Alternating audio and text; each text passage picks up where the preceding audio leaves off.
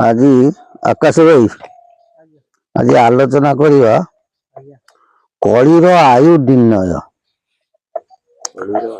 निर्णय आगु जड़े भाई आम पचार किसे ना तापस दास ना हूँ तापस दास से मेल करथिले कहले व्यासदेव तो लिखिं कलिजुगर आयु 4,32,000 पंचसखा कहले 5,000 वर्ष कलिजुगर आयु आ भीतर तो सामंजस्य रहूना तेणु आम क्या लेखा उपर आम विचार विमर्श करवा तुमको छुआ कथा मन रख कहूँ पंचसखा जहाँ लिखिं व्यासदेव से लिखिं बुझी हो सत्यजुगर आयु थिला 17,28,000 त्रेतया जुगर आयु थिला 12,96,000 द्वापर जुगर आयु थिला 8,64,000 बुझी हो कलिजुगर आयु निर्घंट के 4,32,000 किंतु प्रति जुगरे पापर आयु क्षय घटी बुझी हो प्रति जुगरे सपोज तुम देख जड़े मनुष्य आम मनीष कथा आग विचार करवा से गोटे गोटे लोक गाड़ी धक्कर मर जाऊँ किए कौन हो सुइसाइड कर मर ना नहीं मन ना मृत्यु तो संसार में मृत्यु मृत्यु फिर गोटे कहीं कहते अकाल मृत्यु अपमृत्यु इच्छा मृत्यु जोग मृत्यु ये सब कहीं रही मृत्यु तो मृत्यु ना ये कर्मवाचक आर सब कौन हो नामकरण कराई भागवत कहला कौन दंड निमिष थिले प्राण न नहीं पारे चतुरान ठीक गोटे मनुष्य धरा जाओ आमर आयु रहा के निर्घंट है 100 वर्ष से कर्म पिपाके पड़ी 40 वर्ष कौन कला सुइसाइड करदेला बुझी जहाँ कहती अपमृत्यु गला किंतु आत्मा पुरुष वायुमंडल घूरी बुलेला बुझी जिते तार से जी मूल बयस थी धरा जाऊ 100 वर्ष जो हम से आत्मा पुरुष वायुमंडल त्याग करके जीव अवशिष्ट जो 60 वर्ष से वायुमंडल घूरी बुले किए से आत्मा पुरुष ये आत्मा पुरुषर सद्गति पाई मुक्ति पाई कि मनुष्य कौन करे धर्म कर्म करे जन्म होइछे दिने मरिबा निश्चिंत बुझी हो से भाव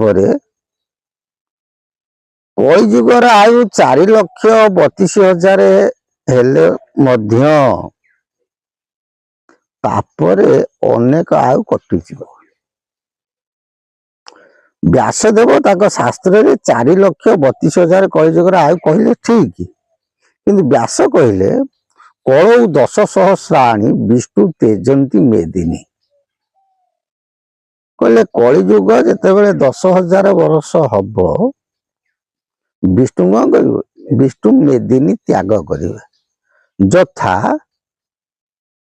गोटे माने खंड महाप्रलय नुह खंड महाप्रलय पृथ्वी भूखंड देखा देव जमी द्वापर जल द्वारिका नाश जीव केवल मो निवास थी जो भाव सेमती गोटे जल प्रलय कौन हम पृथ्वी भूखंड देखा देव अच्युत मध्य से कथा कहले व्यास कहले 10 सहस्र वर्ष कौन हो विष्णु मेदिनी की त्याग करेंगे अच्युत से कहले शिवकल्प शास्त्र रे 10 सहस्र कली नाश हेब ये अटे विषम वाणी कहते हे राम 10,000 कली नाश जीव ये किंतु विषम वाणी भारी कष्ट साध्य ଯୋଗୀ ଯୋଗ ମାର୍ଗେ କୀଟତ୍ଵ ଲେଖିବେ ଅନ୍ୟନ ପାରିବେ ଜାଣି। ବୋଲେ ଯୋଗୀ ମାନେ ଯୋଗ ମାର୍ଗରେ ମଧ୍ୟ କଣ ହେଇଯିବେ? ମତିଭ୍ରମ ହେଇଯିବେ। କିନ୍ତୁ ସାଧାରଣ ବ୍ୟକ୍ତି ବିଶେଷ କଣ ଜାଣିବେ? ବୁଝିପାରୁଛ? ଯେମିତି ଗୋଟେ ମଣିଷର 100 ବର୍ଷ ଆୟୁ ହେଲେ 50 ବର୍ଷ ହେଇଗଲେ ତାର ଧୀରେ ଧୀରେ କଣ ହଉଛି? ବଳ କମିବ ନା ନାଇଁ? ସେମିତି କଳି ଯଦି 10,000 ବର୍ଷ ଭୋଗ କଲା, କେତେ? 4,32,000 ବର୍ଷରୁ 5,000 ବର୍ଷ ହେଲେ ତାର କଣ ଯିବ? ବଳ ଭାଙ୍ଗିବ। ବୁଝିହଉଛି? ଅବଶିଷ୍ଟ ଯୋଉ 5,000 ବର୍ଷ ଭୋଗ କରିବ, 10,000 ରୁ 5,000 ବର୍ଷରେ କଣ ହବ? କଳିର ବଳ ଭାଙ୍ଗିଗଲା ନା? ଯୋଉ 5,000 ବର୍ଷ ଭୋଗ କରିବ, ସେଇଠୁ ଦେବତାଙ୍କ ଦ୍ଵାରା କଣ ହେଇଯିବ? ସଂସାର ପରିଚାଳିତ ହବ। ବୁଝିପାରୁଛ ନା ବୁଝିପାରିଲନି? ସେ କହିଲେ କଣ? 10 ସହସ୍ରରେ କଳି ନାଶ ହେବ ଏ ଅଟେ ବିଷମ ବାଣୀ। ଯୋଗୀ ଯୋଗ ମାର୍ଗେ କୀଟତ୍ଵ ଲେଖିବେ ଅନ୍ୟନ ପାରିବେ ଜାଣି। ଯୋଗୀ ମାନେ ମଧ୍ୟ ମତିଭ୍ରମ ହେଇଯାଇପାରିବେ, ସାଧାରଣ ବ୍ୟକ୍ତି କେମିତି କଣ ଜାଣିବେ? ବୁଝିହଉଛି ନା? ସର୍ବ ତ୍ୟାଗ କର ଶ୍ରୀଚରଣ ଧର, ଆଉ ଯେ ଅଧିକ କଥା ପୂର୍ବର ବାସନା ଯେମନ୍ତ ବାସିଲେ ଜାଣିବେ ଶେଷାମର ଥା। କହିଲେ ହେ ଭକ୍ତଗଣ, ହେ ଦ୍ୱାଦଶ ଗୋପାଳ ମାନେ, ତମେ ସବୁ ତ୍ୟାଗ କରିଦିଅ, ପ୍ରଭୁଙ୍କ ଚରଣରେ ଶରଣ ବସ। ଆଠୁ ଆଉ କିଛି ସାମର୍ଥ ବଳ କିଛି ନାହିଁ। ଯାହାର ପୂର୍ବର କଣ ବାସନା ଥିବ, ବା ପୂର୍ବର ସଂସ୍କାର ଥିବ, ବା ପୂର୍ବର କରୁଣା ବିଭୁ କରୁଣା ଥିବ, ଯେମନ୍ତ ବାସିଲେ ଜାଣନ୍ତେ ସେ ସାମରଥୀ। ଯାହାର ଥିବ ତା ମନକୁ ସେ ବାସନା ହବ। ବୁଝିଯାଉଛି ନା? ଏକଥା ପ୍ରଭୁ ନିଶ୍ଚିନ୍ତ ଜାଣିଛନ୍ତି। ଏଇ 10 ସହସ୍ରରେ କଣ ହବ? କଳି ସମ୍ପୂର୍ଣ୍ଣ ବିନାଶ ହବ। କିନ୍ତୁ ମହାପୁରୁଷ କହୁଛନ୍ତି 10 ସହସ୍ର ବର୍ଷ କଳିଯୁଗର ଆୟୁ ହେଲେ ମଧ୍ୟ 5,000 ବର୍ଷରେ କଣ ହବ? ଦୁଷ୍ଟଙ୍କ ସଂହାରଣ ଆରମ୍ଭ ହବ। ବୁଝିପାରିଲେ ନା ବୁଝିପାରିଲେ? ସେ ଯାଇଫୁଲ ମାଇକରେ କହିଛନ୍ତି, ଚହଟିବ ଲୀଳା ତୁ ଚାରିରେ ମିଶା ଏକ, ଚଢା 3 ବାବୁ ଯେତେ ହେଲା ଟିକ, ଚଳିଯିବ ଘୋର କଳି ଦଳି ଦେବେ ମିଳି, ଚିତାଇନ ଗୀତେ କହେ ଅଚ୍ୟୁତ ଯେ ବାଳି। କହିଲେ ଚହଟିବ ଲୀଳା ତୁ ଚାରିରେ ମିଶା ଏକ, 4 1 ମିଶା କେତେ ହେଲା? 5। ଚଢା 3 ବାବୁ ଯେତେ ହେଲା ଟିକ, 3 ଦେଲେ କେତେ ହେଲା? 5,000। ତାହେଲେ 5,000 ବର୍ଷ ପୂରିବ କେବେ? ଭଲ ଦୃଢ କଥାଟା। ଶ୍ରୀକୃଷ୍ଣଙ୍କର ଆମର ଯୋଉ କଳି କଲ୍ୟାଧିତା ଗୋଟେ ପାଞ୍ଜିରେ ଆସୁଛି, ଆମେ ତାକୁ ମଧ୍ୟ ହିସାବ କରୁଛେ। କଳିଯୁଗ ଆୟୁ 2 ଭାଗରେ ଗଣାଯାଏ। ଗୋଟେ ପରୀକ୍ଷିତ ମହାରାଜାଙ୍କ ଠାରୁ କଳିର ଆୟୁ ଧରାଯିବ, ଆଉ ଗୋଟେ କଳିଯୁଗର ପ୍ରଥମ ଆୟୁ ରାଜା ହେଲେ କି ସେ ଜନ୍ମଜୟ, ତାଙ୍କ ଠାରୁ ମଧ୍ୟ ଗୋଟେ ବିଚାର କରାଯିବ।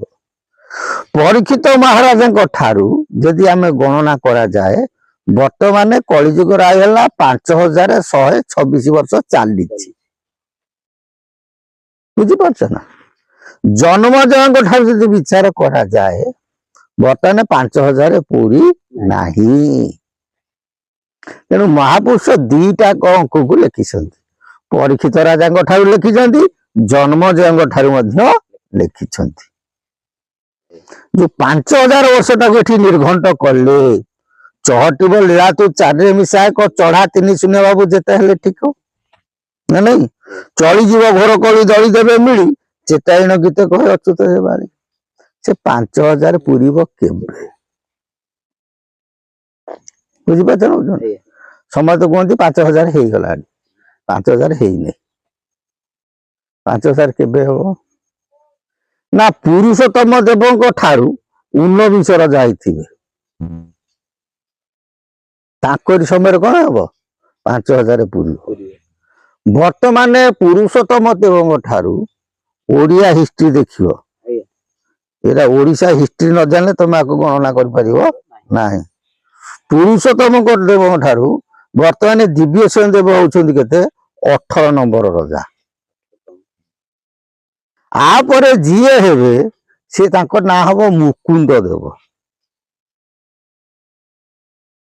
बुझिपारे ना बुझे से मुकुंद देव किए से ना अनंत माधव जो खेल करुथिबे तांकर सेते रजा है ना चेंचे कि जो मुकुंद देव। बुझिपारे ना बुझिपारे ना तेणु ये गोटे अंक चलुव अनंत माधवकर जिते रजा है सेठू सेठू गोटे अंक आरंभ हम शून्य टू धरा हम बर्तमान जन्म तिथि धरा हो सेते रजा अंक हिसाब से शून्य धरा जिते मुकुंद देव रजा हेबे तांकर जिते 29 अंक भोग करिवो सेही समय रे कौन हब कलिजुगर आयु 5003 वर्ष होइथिबो हैला। तेणु मुकुंद देव समय रे 5000 वर्ष संपूर्ण हब। शिशु अनंत कहती मुकुंद देवंकर 29 अंकटा होती 5003 वर्ष है जिते 3 वर्ष 5000 वर्ष सरीज 3 वर्ष 3 दिन अंतरे 3 वर्ष 3 मास भितर समग्र पृथ्वी पृष्ठरू समग्र पृथ्वी दरबार कौन दुष्ट म्लेच्छ कहीं नथी। बुझिपारे ना बुझिपारे किंतु खेल हम केबे ना अनंत माधव 53 अंक 58 अंक पर्यंत 58 ता मझिरे मुकुदेव हिसाब महापुरुष शिशु अनंत कहले 5000 जे बरस 3 मुकुंद देव 29 जानी कहले मुकुंद देवंकर 29 अंकटा जो सेतेबेले कलिजुगर आयु हम 5000 केते 3 वर्ष। बुझी ना बुझिपार से भाई पचारे मुकुंद देव अंकटा केबे आरंभ हम यहाँ तो कैमेरा आगे कही हम ना कारण केते गुड़े गुरुबात जिनस अच्छी आम कही पारुना कैमेरा आगे से भाई की निवेदन केतेबेले पर्सनाल आम पाक फोन करेंगे आम कहीदे बुझी तेणु कलिर आ भोग कर केते वर्ष 10,000 वर्ष भोग कर 5000 ठारू तार बल भांगी संसार में धर्मर वातावरण सृष्टि हेब एवं गोटे धर्म रहिबो कौन सत्य सनातन धर्म एवं संस्कृति रहिबो स्वयं जगन्नाथ संस्कृति जगत रे समस्ते गीता भागवत अध्ययन करिवे एवं आत्मतत्व आत्मज्ञान आत्मविचार ही सनातन धर्मर मूल रहिबो एवं भारत भूखंड रे पुनर्बार मनु शासन पद्धति प्रचलित हेब। जय जगन्नाथ से प्रभु सदिच्छा पूर्ण हो। बोल आनंद एक बार हरि बोल।